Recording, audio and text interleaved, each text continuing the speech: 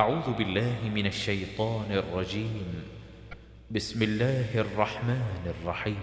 لا أقسم بيوم القيامة ہر روز قیامت کی قسم، ولا أقسم بالنفس اللوامة اور نفس لوامہ کی کہ سب لوگ اٹھا کر کھڑے کیے جائیں گے۔ أيحسب الإنسان أن لن نجمع عظامه انسان یہ خیال کرتا ہے کہ ہم اس کی بکھری ہوئی ہڈیاں اکٹھی نہیں کریں گے؟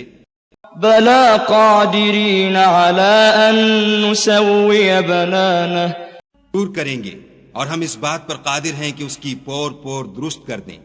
بل يريد الإنسان ليفجر أمامه انسان چاہتا ہے کہ آگے کو خود سری کرتا جائے، يسأل أيان يوم القيامة پوچھ ہے کہ قیامت کا دن کب ہوگا۔ فإذا برق البصر آنکھیں چندھیا جائیں، خسف القمر چاند گہنا جائے، وجمع الشمس والقمر اورج اور چاند جمع کر دیے جائیں۔ يقول الإنسان يومئذ أين المفر اس دن انسان کہے گا کہ اب کہاں بھاگ جاؤں؟ كلا لا وزر پیش کہیں پناہ نہیں۔ إلى ربك يومئذ المستقر اس روز پروردگار ہی کے پاس ٹھکانہ ہے۔ ينبأ الإنسان يومئذ بما قدم وأخر اس دن انسان کو جو عمل اس نے آگے بھیجے اور جو پیچھے چھوڑے ہوں گے سب بتا دیے جائیں گے۔ بل الإنسان على نفسه بصيرة بلکہ انسان آپ اپنا گواہ ہے، ولو ألقى معاذيره اگرچہ عذر و معذرت کرتا رہے۔ لا اقسم بیوم القیامہ، ہم سب اپنے اعمال کا خود آئینہ ہیں۔ یہ کئی دفعہ بیان ہو چکا ہے کہ جس چیز پر قسم کھائی جائے اگر وہ رد کرنے کی چیز ہو تو قسم سے پہلے لا کا کلمہ نفی کی تائید کے لیے لانا جائز ہوتا ہے۔ یہاں قیامت کے ہونے پر اور جاہلوں کے اس قول کی تردید پر قیامت نہ ہوگی قسم کھائی جا رہی ہے تو فرماتا ہے قسم ہے قیامت کے دن کی، اور قسم ہے ملامت کرنے والی جان کی۔ حضرت حسن تو فرماتے ہیں قیامت کی قسم ہے اور ملامت کرنے والے نفس کی قسم نہیں ہے۔ حضرت قتادہ فرماتے ہیں دونوں کی قسم ہے۔ حسن اور اعرج کی قراءت آیت لا اقسم بیوم القیامت ہے، اس سے بھی حضرت حسن کے قول کی تائید ہوتی ہے، اس لیے کہ ان کے نزدیک پہلے کی قسم ہے اور دوسرے کی نہیں، لیکن صحیح قول یہی ہے کہ دونوں کی قسم کھائی ہے، جیسے کہ حضرت قتادہ کا فرمان ہے۔ ابن عباس اور سعید بن جبیر سے بھی یہی مروی ہے، اور امام ابن جریر کا مختار قول بھی یہی ہے۔ یوم قیامت کو تو ہر شخص جانتا ہی ہے۔ نفس لوامہ کی تفسیر میں حضرت حسن بصری رحمت اللہ سے مروی ہے کہ اس سے مراد مومن کا نفس ہے، وہ ہر وقت اپنے تئیں ملامت ہی کرتا رہتا ہے کہ یوں کیوں کہہ دیا، یہ کیوں کھا لیا، یہ خیال دل میں کیوں آیا۔ ہاں، فاسق فاجر غافل ہوتا ہے، اسے کیا پڑی جو اپنے نفس کو روکے۔ یہ بھی مروی ہے کہ زمین و آسمان کی تمام مخلوق قیامت کے دن اپنے تائیں ملامت کرے گی، خیر والے خیر کی کمی پر اور شر والے شر کے سرزد ہونے پر۔ یہ بھی کہا گیا ہے کہ اس سے مراد مذموم نفس ہے جو نافرمان ہو، فوت شدہ پر نادم ہونے والا اور اس پر ملامت کرنے والا۔ امام ابن جریر فرماتے ہیں یہ سب اقوال قریب قریب ہیں، مطلب یہ ہے کہ وہ نفس والا ہے جو نیکی کی کمی پر، برائی کے ہو جانے پر اپنے نفس کو ملامت کرتا ہے اور فوت شدہ پر ندامت کرتا ہے۔ پھر فرماتا ہے کیا انسان یہ سوچے ہوئے ہے کہ ہم قیامت کے دن اس کی ہڈیوں کے جمع کرنے پر قادر نہ ہوں گے؟ یہ تو نہایت غلط خیال ہے۔ ہم اسے متفرق جگہ سے جمع کر کے دوبارہ کھڑا کریں گے اور اس کی باشت باشت بنا دیں گے۔ ابن عباس وغیرہ فرماتے ہیں یعنی ہم قادر ہیں کہ اسے اونٹ یا گھوڑے کے تلوے کی طرح بنا دیں۔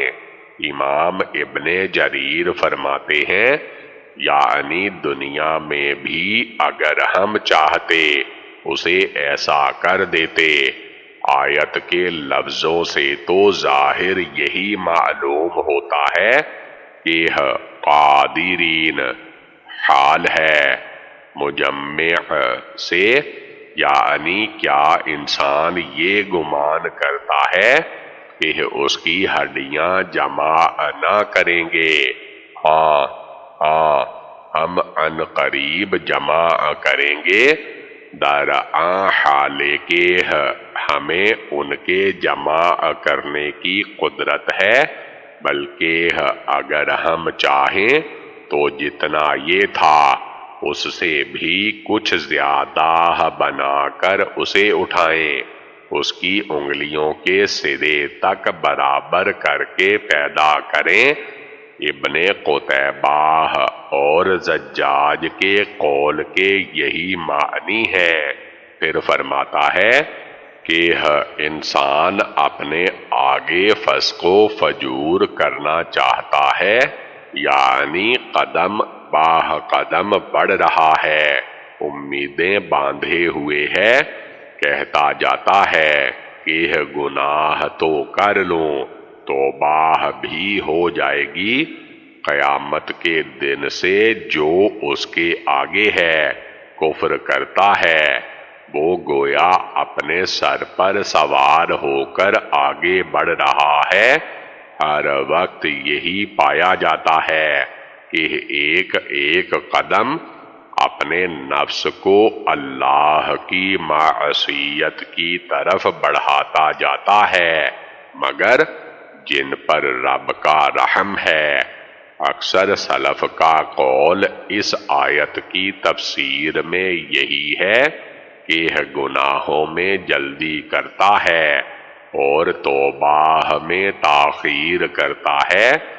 حضرت ابن عباس فرماتے ہیں جو یوم حساب کا منکر ہے، ابن زید بھی یہی کہتے ہیں اور یہی زیادہ ظاہر مراد ہے، کیونکہ اس کے بعد ہی ہے کہ وہ پوچھتا ہے قیامت کب ہوگی۔ اس کا یہ سوال بھی بطور انکار کے ہے، یہ جانتا ہے کہ قیامت کا آنا محال ہے، جیسے اور جگہ ہے آیت وَيَقُولُونَ مَتَىٰ هَٰذَا الْوَعْدُ إِن كُنتُمْ صَادِقِينَ، کہتے ہیں کہ اگر تم سچے ہو تو بتا دو کہ قیامت کب آئے گی۔ ان سے کہہ دے کہ اس کا ایک دن مقرر ہے جس سے نہ تم ایک ساعت آگے بڑھ سکو گے نہ پیچھے ہٹ سکو گے۔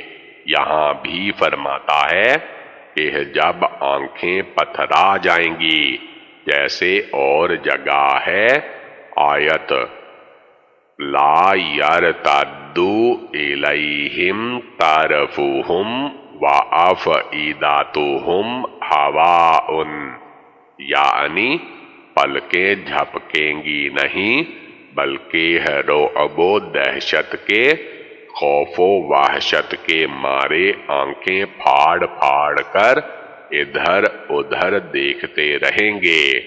برق کی دوسری قراءت برق بھی ہے، معنی قریب قریب ہے، اور چاند کی روشنی بالکل جاتی رہے گی اور سورج چاند جمع کر دیے جائیں گے، یعنی دونوں کو بے نور کر کے لپیٹ لیا جائے گا، جیسے فرمایا آیت اذا الشمس کورت۔ حضرت ابن مسعود کی قراءت میں وَجَمِيعُ بَيْنَ الشَّمْسِ وَالْقَمَرِ ہے۔ انسان جب یہ پریشانی، شدت ہول، گھبراہٹ اور انتظام عالم کی یہ خطرناک حالت دیکھے گا تو بھاگا جائے گا اور کہے جائے گا کہ جائے پناہ، یعنی بھاگنے کی جگہ کہاں ہے؟ اللہ تعالی کی طرف سے جواب ملے گا کہ کوئی پناہ نہیں رب کے سامنے، اور اس کے پاس ٹھہرنے کے سوا کوئی چارہ کار نہیں، جیسے اور جگہ ہے آیت ما لکم من ملجأ یومئذ وما لکم من نکیر، یعنی آج نہ تو کوئی جائے پناہ ہے نہ ایسی جگہ کہ وہاں جا کر تم انجان اور بے پہچان بن جاؤ۔ آج ہر شخص کو اس کے اگلے پچھلے، نئے پرانے، چھوٹے بڑے اعمال سے مطلع کیا جائے گا، جیسے فرمان ہے آیت وَوَجَدُوا مَا عَمِلُوا حَاضِرًا، جو کیا تھا موجود پا لیں گے، اور تیرا رب کسی پر ظلم نہ کرے گا۔ انسان اپنے آپ کو بخوبی جانتا ہے، اپنے اعمال کا خود آئینہ ہے، گو انکار کرے اور عذر معذرت پیش کرتا پھرے، جیسے فرمان ہے آیت اقرأ کتابک کفی بنفسک الیوم علیک حسیبا، اپنا نامہ اعمال خود پڑھ لے اور اپنے تئیں آپ ہی جانچ لے، اس کے کان، آنکھ، پاؤں اور دیگر اعضاء ہی اس پر شہادت دینے کے لیے کافی ہیں، لیکن افسوس کہ یہ دوسروں کے عیبوں اور نقصانوں کو دیکھتا ہے اور اپنے کیڑے چننے سے غافل ہے۔ کہا جاتا ہے کہ تورات میں لکھا ہوا ہے اے ابن آدم، تو دوسروں کی آنکھوں کا تو تنکا دیکھتا ہے اور اپنی آنکھوں کا شاہ تیر بھی تجھے دکھائی نہیں دیتا۔ قیامت کے دن چاہے انسان فضول بہانے بنائے گا اور جھوٹی دلیلیں دے گا، بیکار عذر پیش کرے گا، مگر ایک بھی قبول نہ کیا جائے گا۔ اس آیت کے معنی یہ بھی کیے گئے ہیں کہ وہ پردے ڈالے۔ اہل یمن پردے کو عذر کہتے ہیں، لیکن صحیح معنی اوپر والے ہیں۔ جیسے اور جگہ ہے کہ کوئی معقول عذر نہ پا کر اپنے شرک کا سر سے انکار ہی کر دیں گے کہ اللہ کی قسم ہم مشرک تھے ہی نہیں۔ اور جگہ ہے کہ قیامت کے دن اللہ کے سامنے بھی قسمیں کھا کھا کر سچا ہونا چاہیں گے، جیسے دنیا میں تمہارے سامنے ان کی حالت ہے، لیکن اللہ پر تو ان کا جھوٹ ظاہر ہے، چاہے کتنا ہی وہ اپنے تئیں کچھ بھی سمجھتے رہیں۔ غرض عذر معذرت انہیں قیامت کے دن کچھ کار آمد نہ ہوگا، جیسے اور جگہ فرماتا ہے آیت یوم لا ینفع الظالمین معذرتهم ولهم اللعنۃ ولهم سوء الدار، یعنی ظالموں کو ان کی معذرت کچھ کام نہ آئے گی، یہ تو اپنے شکر کے ساتھ اپنی تمام بد اعمالیوں کا بھی انکار کر دیں گے، لیکن بے سود ہوگا۔ لا تحرك به لسانك لتعجل به اے محمد صلی اللہ علیہ وآلہ وسلم، وحی کے پڑھنے کے لیے اپنی زبان نہ چلایا کرو کہ اس کو جلد یاد کر لو۔ إن علينا جمعه وقرآنه اس جمع کرنا اور پڑھانا ہمارے ذمے ہے۔ إذا قرأناه فاتبع قرآنه جب ہی پڑھا کریں تو تم اس کو سنا کرو اور پھر اسی طرح پڑھا کرو۔ ثم إن علينا بيانه اس کے معنی کا بیان بھی ہمارے ذمے ہے۔ كلا بل تحبون العاجلة اگر لوگو تم دنیا کو دوست رکھتے ہو وتذرون الآخرة آخرت کو ترک کیے دیتے ہو، وجوه يومئذ ناظرة اس روز بہت سے منہ رونق دار ہوں گے، إلى ربها ناظرة اور اپنے پروردگار کے محو دیدار ہوں گے، ووجوه يومئذ باسرة اور بہت سے منہ اس دن اداس ہوں گے، تظن أن يفعل بها فاقرة خیال کریں گے کہ ان پر مصیبت واقع ہونے کو ہے۔ لا تحرک به لسانک لتعجل به، حفظ قرآن تلاوت و تفسیر کا ذمہ دار اللہ تعالی۔ یہاں اللہ عز و جل اپنے نبی صلی اللہ علیہ وآلہ وسلم کو تعلیم دیتا ہے کہ فرشتے سے وحی کس طرح حاصل کریں۔ حضور صلی اللہ علیہ وآلہ وسلم اس کو اخذ کرنے میں بہت جلدی کرتے ہیں اور قراءت میں فرشتے کے بالکل ساتھ ساتھ رہتے تھے۔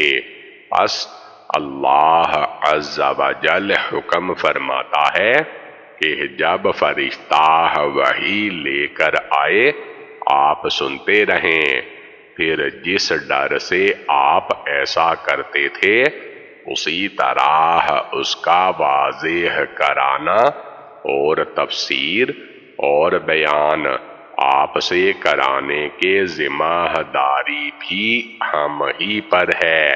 بس پہلی حالت یاد کرانا، دوسری تلاوت کرانا، تیسری تفسیر، مضمون اور توضیح مطلب کرانا، تینوں کی کفالت اللہ تعالی نے اپنے ذمہ لی، جیسے اور جگہ ہے آیت وَلَا تَجْعَلْ بِالْقُرْآنِ مِنْ قَبْلِ أَنْ يُقْضَى إِلَيْكَ وَحْيُهُ وَقُلْ رَبِّ زِدْنِي عِلْمًا۔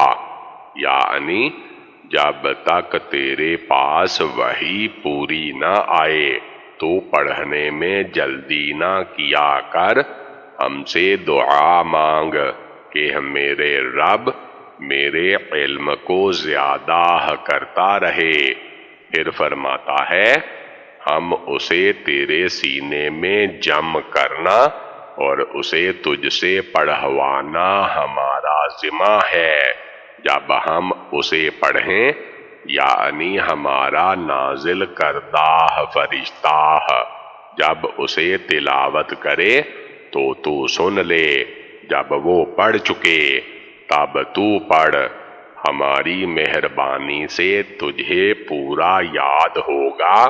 اتنا ہی نہیں بلکہ حفظ کرانے تلاوت کرانے کے بعد ہم تجھے اس کے معنی مطالب تعین و توضیح کے ساتھ سمجھا دیں گے تاکہ ہماری اصلی مراد اور صاف شریعت سے تو پوری طرح آگاہ ہو جائے۔ مسند میں ہے حضور صلی اللہ علیہ وآلہ وسلم کو اس سے پہلے وحی کو دل میں اتارنے کی سخت تکلیف ہوتی تھی، اس ڈر کے مارے کہ کہیں میں بھول نہ جاؤں۔ فرشتے کے ساتھ ساتھ پڑھتے جاتے تھے اور آپ کے ہونٹ ہلتے جاتے تھے۔ چنانچہ حضرت ابن عباس راوی حدیث نے اپنے ہونٹ ہلا کر دکھایا کہ اس طرح، اور ان کے شاگرد سعید نے بھی اپنے استاد کی طرح ہلا کر اپنے شاگرد کو دکھائے۔ اس پر یہ آیت اتری کہ اتنی جلدی نہ کرو اور ہونٹ نہ ہلاؤ، اسے آپ کے سینے میں جمع کرنا اور آپ کی زبان سے اس کی تلاوت کرانا ہمارے سپرد ہے۔ جب ہم اسے پڑھیں تو آپ سنیے اور چپ رہیے۔ جبرائیل کے چلے جانے کے بعد انہی کی طرح ان کا پڑھایا ہوا پڑھنا بھی ہمارے سپرد ہے۔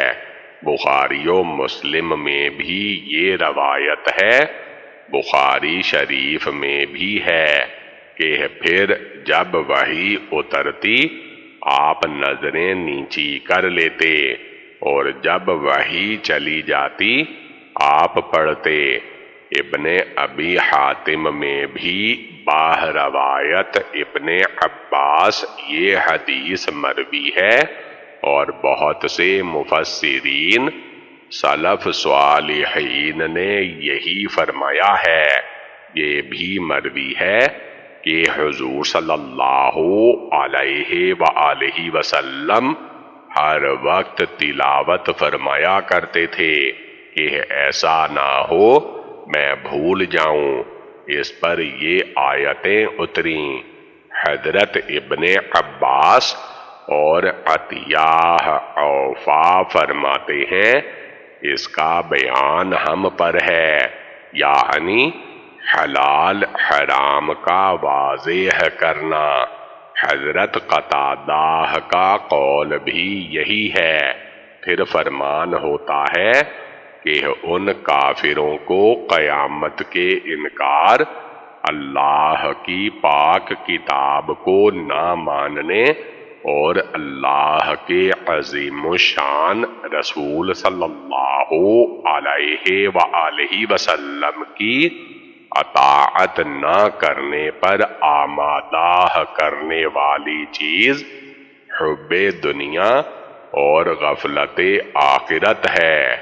حالانکہ آخرت کا دن بڑی اہمیت والا دن ہے، اس دن بہت سے لوگ تو وہ ہوں گے جن کے چہرے حشاش بشاش تر و تازہ خوش و خرم ہوں گے اور اپنے رب کے دیدار سے مشرف ہو رہے ہوں گے، جیسے کہ صحیح بخاری شریف میں ہے کہ عن قریب تم اپنے رب کو صاف صاف کھلم کھلا اپنے سامنے دیکھو گے۔ بہت سی صحیح احادیث سے متواتر سندوں سے جو ائمہ حدیث نے اپنی کتابوں میں وارد کی ہیں، ثابت ہو چکا ہے کہ ایمان والے اپنے رب کے دیدار سے قیامت کے دن مشرف ہوں گے۔ ان احادیث کو نہ تو کوئی ہٹا سکے نہ ان کا کوئی انکار کر سکے۔ صحیح بخاری و صحیح مسلم شریف میں حضرت ابو سعید اور حضرت ابو ہریرہ رضی اللہ تعالی عنہ سے مروی ہے کہ لوگوں نے پوچھا، یا رسول اللہ صلی اللہ علیہ وآلہ وسلم، کیا ہم اپنے رب کو قیامت کے دن دیکھیں گے؟ آپ نے فرمایا، سورج اور چاند کو جبکہ آسمان صاف بے ابر ہو دیکھنے میں تمہیں کوئی مزاحمت یا رکاوٹ ہوتی ہے؟ انہوں نے کہا نہیں۔ آپ نے فرمایا، اسی طرح تم اللہ تعالی کو دیکھو گے۔ بخاری و مسلم میں ہے، حضرت جریر سے مروی ہے کہ نبی صلی اللہ علیہ وآلہ وسلم نے فرمایا، 14ویں رات کے چاند کو دیکھ رہے ہو، پس اگر تم سے ہو سکے تو سورج نکلنے سے پہلے کی نماز یعنی صبح کی نماز اور سورج ڈوبنے سے پہلے کی نماز یعنی عصر کی نماز میں کسی طرح کی سستی نہ کرو۔ حضرت ابو موسیٰ رضی اللہ تعالی عنہ سے انہی دونوں متبرک کتابوں میں مروی ہے کہ رسول اللہ صلی اللہ علیہ وآلہ وسلم نے فرمایا، 2 جنتیں سونے کی ہیں، وہاں کے برتن اور ہر چیز سونے کی ہے، اور 2 جنتیں چاندی کی ہیں اور ان کے برتن اور ہر چیز چاندی ہی کی ہے، سوائے کبریائی کی چادروں کے اور کوئی آڑ نہیں۔ یہ جنت عدن کا ذکر ہے۔ صحیح مسلم کی حدیث میں ہے کہ جب جنتی جنت میں پہنچ جائیں گے تو اللہ تعالی ان سے دریافت فرمائے گا، کچھ چاہتے ہو کہ بڑھا دوں؟ وہ کہیں گے، الہی تو نے ہمارے چہرے سفید نورانی کر دیے، ہمیں جنت میں پہنچا دیا، جہنم سے بچا لیا، اب ہمیں کس چیز کی ضرورت ہے؟ اسی وقت حجاب ہٹا دیے جائیں گے اور ان اہل جنت کی نگاہیں جمال باری سے منور ہوں گی، اس میں انہیں جو سرور و لذت حاصل ہوگی وہ کسی چیز میں نہ حاصل ہوگی۔ سب سے زیادہ محبوب انہیں دیدار باری ہوگا۔ اسی کو اس آیت میں لفظ زیادہ سے تعبیر کیا گیا ہے۔ پھر آپ نے یہ آیت پڑھی، للذین احسنوا الحسنی وزیادۃ ولا یرہق وجوہہم قتر ولا ذلہ اولئک اصحاب الجنۃ ہم فیہا خالدون، یعنی احسان کرنے والوں کو جنت بھی ملے گی اور دیدار رب بھی۔ صحیح مسلم حضرت جابر والی روایت میں ہے کہ اللہ تعالی مومنوں پر قیامت کے میدان میں مسکراتا ہوا تجلی فرمائے گا۔ پس معلوم ہوا کہ ایماندار قیامت کے عرصات میں اور جنتوں میں دیدار الہی سے مشرف کیے جائیں گے۔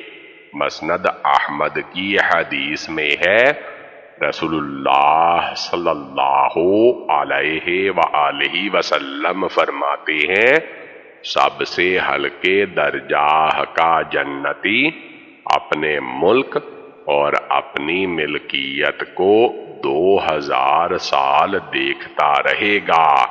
دور اور نزدیک کی چیزیں یکساں نگاہ میں ہوں گی، ہر طرف اور ہر جگہ اسی کی بیویاں اور خادم نظر آئیں گے، اور اعلیٰ درجہ کے جنتی ایک ایک دن میں 2 مرتبہ اللہ تعالی کے بزرگ چہرے کو دیکھیں گے۔ ترمذی شریف میں بھی یہ حدیث ہے۔ یہ حدیث بروایت حضرت ابن عمر مرفوعاً بھی مروی ہے۔ ہمیں ڈر ہے کہ اگر اس قسم کی تمام حدیثیں اور روایتیں اور ان کی سندیں اور ان کے مختلف الفاظ یہاں جمع کریں گے تو مضمون بہت طویل ہو جائے گا، اور بہت ہی صحیح اور حسن حدیثیں بہت سی مسند اور سنن کی کتابوں میں مروی ہیں، جن میں اکثر ہماری اس تفسیر سے متفرق مقامات پر آ بھی گئی ہیں۔ ہاں، توفیق اللہ کے ہاتھ میں ہے۔ اللہ کا شکر ہے کہ اس مسئلہ میں، یعنی اللہ تعالی کا دیدار مومنوں کو قیامت کے دن ہونے میں، صحابہ، تابعین اور سلف امت کا اتفاق اور اجماع ہے۔ ائمہ اسلام اور حضرات انام سب اس پر متفق ہیں۔ جو لوگ اس کی تعویل کرتے ہیں اور کہتے ہیں کہ مراد اس سے اللہ تعالی کی نعمتوں کو دیکھنا، پاس اس آیت کا کیا جواب ہے جہاں بدکاروں کی نسبت فرمایا گیا ہے؟ آیت کَلَّا إِنَّهُمْ عَنْ رَبِّهِمْ يَوْمَئِذٍ لَمَحْجُوبُونَ، یعنی فاجر قیامت کے دن اپنے پروردگار سے پردے میں کر دیے جائیں گے۔ حضرت امام شافعی فرماتے ہیں کہ فاجروں کے دیدار الہی سے محروم رہنے کا صاف مطلب یہی ہے کہ ابرار یعنی نیک کار لوگ دیدار الہی سے مشرف کیے جائیں گے، اور متواتر احادیث سے ثابت ہو چکا ہے، اور اسی پر اس آیت کی روانگی الفاظ صاف دلالت کرتی ہے کہ ایماندار دیدار باری سے محظوظ ہوں گے۔ حضرت حسن فرماتے ہیں، یہ چہرے حسن و خوبی والے ہوں گے کیونکہ دیدار رب پر ان کی نگاہیں پڑتی ہوں گی، پھر بھلا یہ منور و حسین کیوں نہ ہوں، اور بہت سے منہ اس دن بگڑے ہوئے ہوں گے، بد شکل ہو رہے ہوں گے، بے رونق اور اداس ہوں گے۔ انہیں یقین ہوگا کہ ہم کوئی ہلاکت اور اللہ کی پکڑ آئی، ابھی ہمیں جہنم میں جانے کا حکم ہوا، جیسے اور جگہ ہے آیت یوم تبیض وجوہ وتسود وجوہ فأما الذین اسودت وجوہہم اکفرتم بعد ایمانکم فذوقوا العذاب بما کنتم تکفرون، یعنی اس دن بعض چہرے گورے چٹے خوبصورت اور حسین ہوں گے اور بعض کالے منہ والے ہوں گے، اور جگہ سے آیت وجوہ یومئذ خاشعہ، یعنی قیامت کے دن بہت سے چہرے خوف زدہ، دہشت اور ڈر والے، بد رونق اور ذلیل ہوں گے، جو عمل کرتے رہے، تکلیف اٹھاتے رہے، لیکن آج بھڑکتی ہوئی آگ میں جا گھسے۔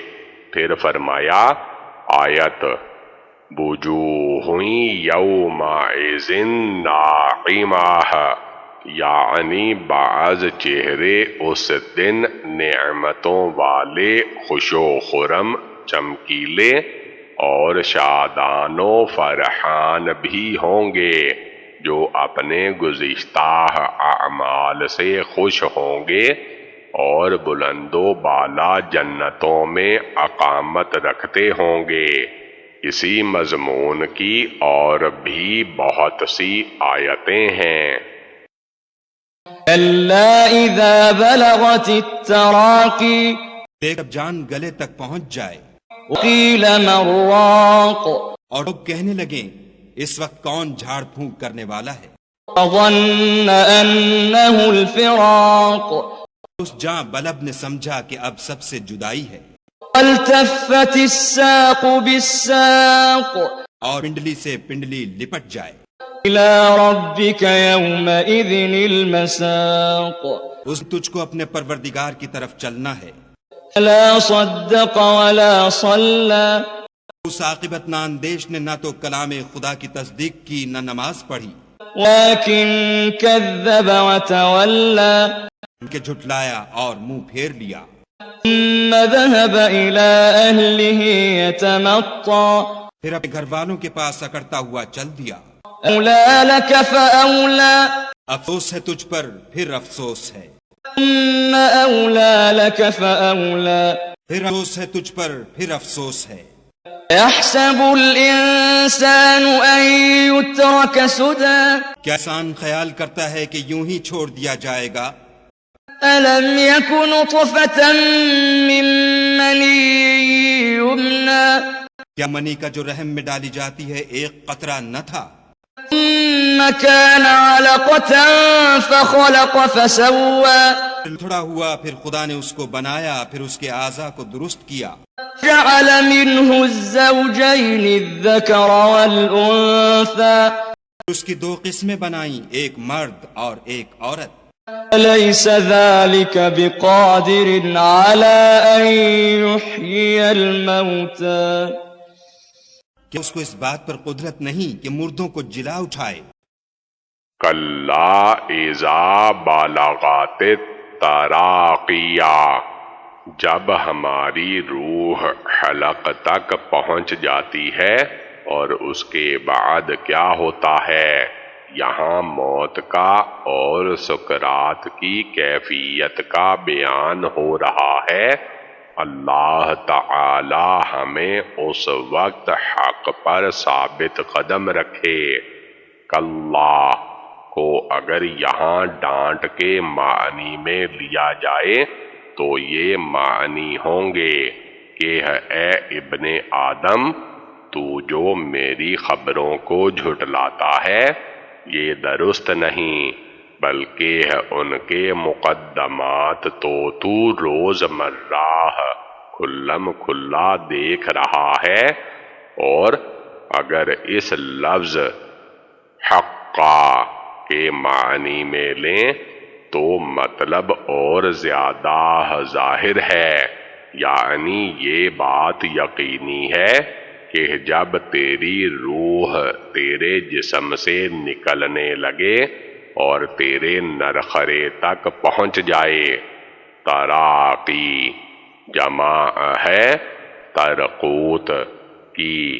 ان ہڈیوں کو کہتے ہیں جو سینے پر اور مونڈھوں کے درمیان میں ہیں، جسے ہانس کی ہڈی کہتے ہیں جیسے اور جگہ ہے. فلولا اذا بالغات الحلقوم، فرمایا ہے یعنی جب کہ روح حلق تک پہنچ جائے اور تم دیکھ رہے ہو اور ہم تم سے بھی زیادہ اس کے قریب ہیں لیکن تم نہیں دیکھ سکتے.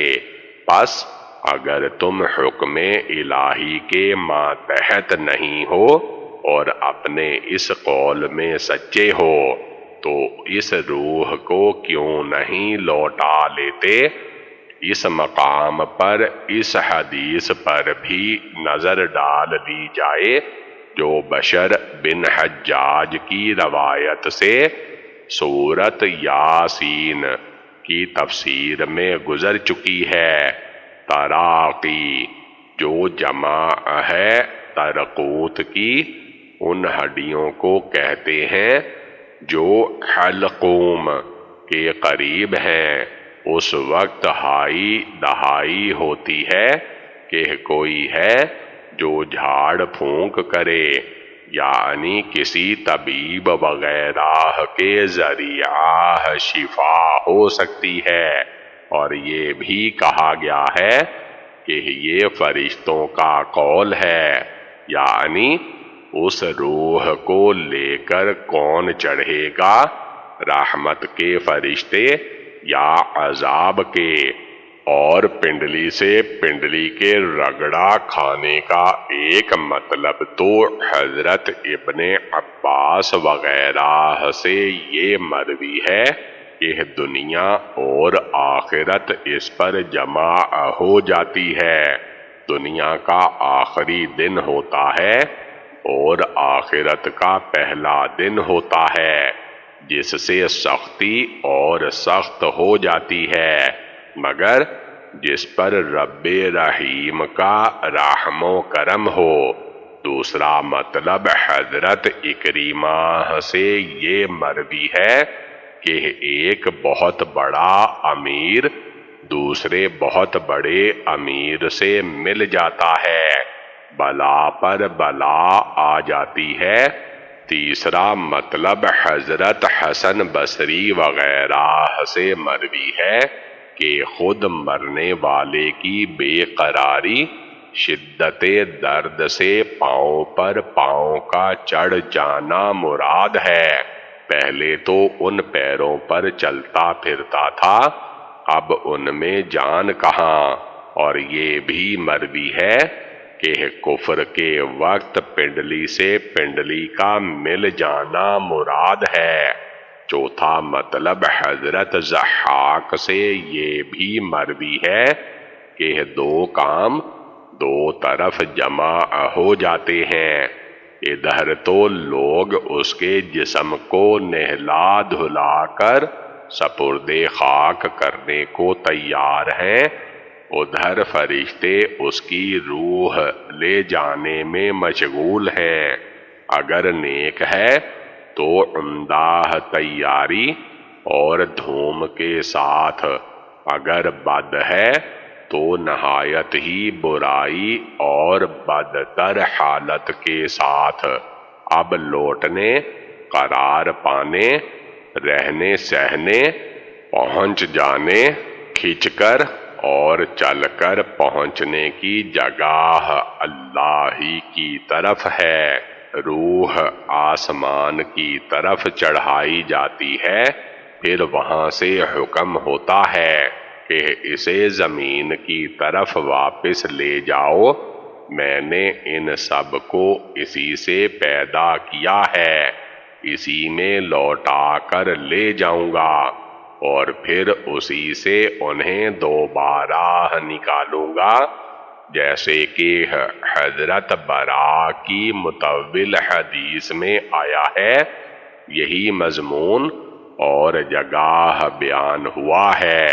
آیت وَهُوَ الْقَاهِرُ فَوْقَ عِبَادِهِ وَيُرْسِلُ عَلَيْكُمْ حَفَظَةً حَتَّى إِذَا جَاءَ أَحَدُكُمُ الْمَوْتُ تَوَفَّتْهُ رُسُلُنَا وَهُمْ لَا يُفَرَّطُونَ، یعنی وہی اپنے بندوں پر غالب ہے، وہی تمہاری حفاظت کے لیے تمہارے پاس فرشتے بھیجتا ہے، یہاں تک کہ تم میں سے کسی کی موت کا وقت آ جائے تو ہمارے بھیجے ہوئے فرشتے اسے فوت کر لیتے ہیں اور وہ کوئی قصور نہیں کرتے، پھر سب کے سب اپنے سچے مولا کی طرف لوٹائے جاتے ہیں۔ یقین مانو کہ حکم اسی کا چلتا ہے اور وہ سب سے جلد حساب لینے والا ہے۔ پھر اس کافر انسان کا حال بیان ہو رہا ہے جو اپنے دل اور عقیدے سے حق کا جھٹلانے والا اور اپنے بدن اور عمل سے حق سے روگردانی کرنے والا تھا، جس کا ظاہر باطن برباد ہو چکا تھا اور کوئی بھلائی اس میں باقی نہیں رہی تھی، نہ وہ اللہ کی باتوں کی دل سے تصدیق کرتا تھا، نہ جسم سے عبادت اللہ بجا لاتا تھا، یہاں تک کہ نماز کا بھی چور تھا، ہاں جھٹلانے اور منہ مروڑنے میں بے باک تھا اور اپنے اس ناکارہ عمل پر اتراتا اور پھولتا ہوا بے ہمتی اور بد عملی کے ساتھ وہاں اپنے والوں میں جا ملتا تھا، جیسے اور جگہ ہے۔ آیت وَإِذَا انقلبوا إِلَىٰ أَهْلِهِمُ انقلبوا فَكِهِينَ، یعنی جب اپنے والوں کی طرف لوٹتے ہیں تو خوب باتیں بناتے ہوئے، مزے کرتے ہوئے خوش خوش ہو جاتے ہیں۔ اور جگہ ہے۔ آیت یعنی یہ اپنے گھرانے والوں میں شادمان تھا اور سمجھ رہا تھا کہ اللہ کی طرف اسے لوٹنا ہی نہیں، اس کا یہ خیال محض غلط تھا، اس کے رب کی نگاہیں اس پر تھیں، پھر اسے اللہ تبارک و تعالی دھمکاتا ہے اور ڈر سناتا ہے اور فرماتا ہے خرابی ہو تجھے اللہ کے ساتھ کفر کر کے پھر اتراتا ہے، جیسے اور جگہ ہے۔ آیت ذُقْ إِنَّكَ أَنْتَ الْعَزِيزُ الْكَرِيمُ، یعنی قیامت کے دن کافر سے بطور ڈانٹ اور حقارت کے کہا جائے گا کہ لے اب مزاح چکھ، تو بڑی عزت اور بزرگی والا تھا۔ اور فرمان ہے۔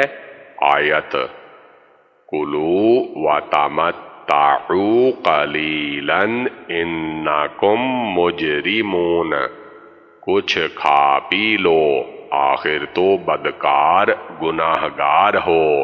اور جگہ ہے۔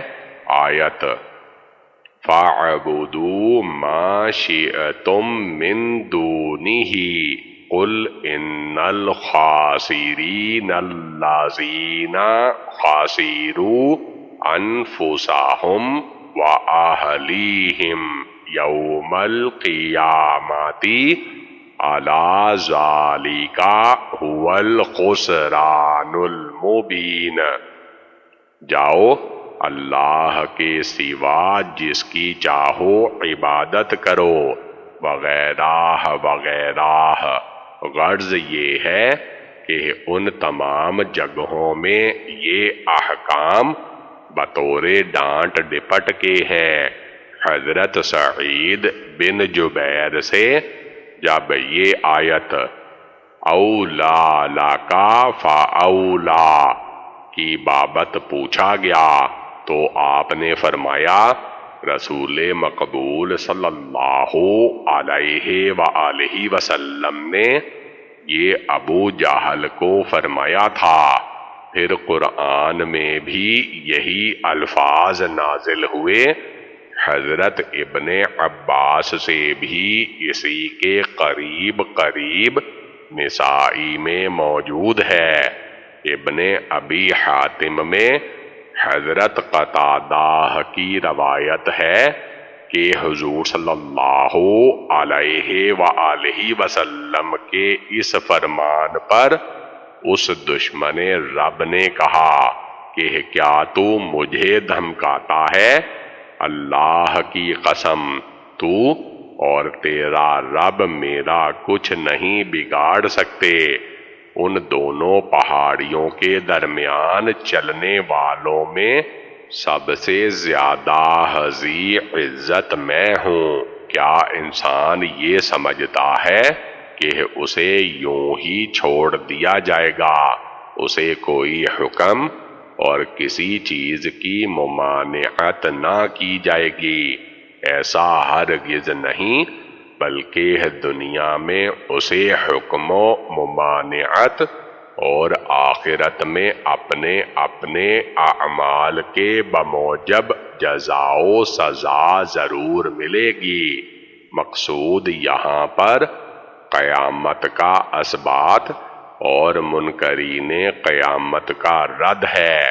اسی لیے دلیل کے طور پر کہا جاتا ہے کہ انسان دراصل نطفہ کی شکل میں بے جان و بے بنیاد تھا، پانی کا ذلیل قطرہ تھا جو پیٹھ سے رحم میں آیا، پھر خون کی پھٹکی بنی، پھر گوشت کا لوتھڑا ہوا، پھر اللہ تعالی نے شکل و صورت دے کر روح پھونکی اور سالم اعضاء والا انسان بنا کر مرد یا عورت کی صورت میں پیدا کیا۔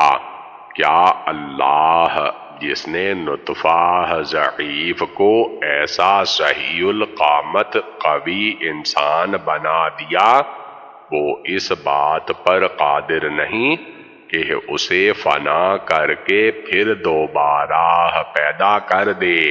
یقیناً پہلی مرتبہ کا پیدا کرنے والا دوبارہ بنانے پر بہت زیادہ اور بطور اولا قادر ہے، یا کم از کم اتنا ہی جتنا پہلی مرتبہ تھا۔ جیسے آیت وَهُوَ الَّذِي يَبْدَأُ الْخَلْقَ ثُمَّ يُعِيدُهُ وَهُوَ أَهْوَنُ عَلَيْهِ، اس نے ابتدا پیدا کیا وہی پھر لوٹائے گا اور وہ اس پر بہت زیادہ آسان ہے۔ اس آیت کے مطلب میں بھی دو قول ہیں، لیکن پہلا قول ہی زیادہ مشہور ہے، جیسے کہ سورۃ روم کی تفسیر میں اس کا بیان اور تقریر گزر چکی۔ واللہ اعلم۔ ابن ابی حاتم میں ہے کہ ایک صحابی رضی اللہ تعالی عنہ اپنی چھت پر باہ آواز بلند قرآن شریف پڑھ رہے تھے۔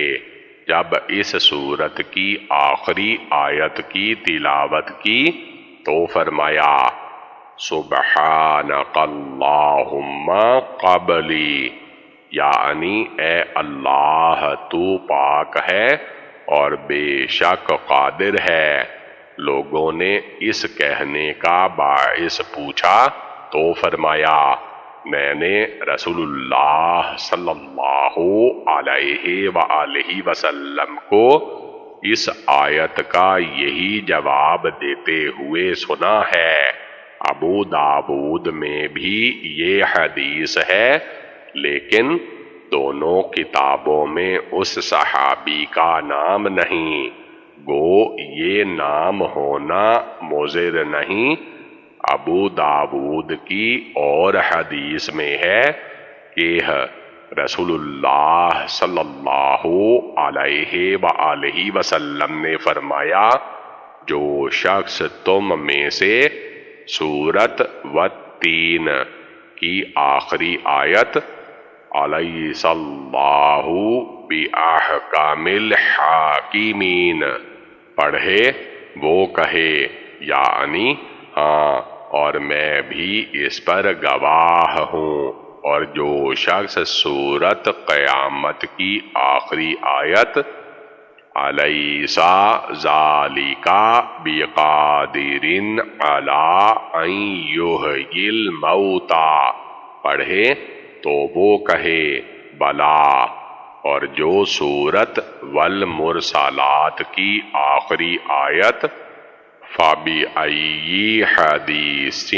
بَعْدَهُ يُؤْمِنُونَ پڑھے وہ آمنا باللہ کہے۔ یہ حدیث مسند احمد اور ترمذی میں بھی ہے۔ ابن جریر میں حضرت قتادہ سے مروی ہے کہ نبی صلی اللہ علیہ وآلہ وسلم اس آخری آیت کے بعد فرماتے سبحانک وبلا۔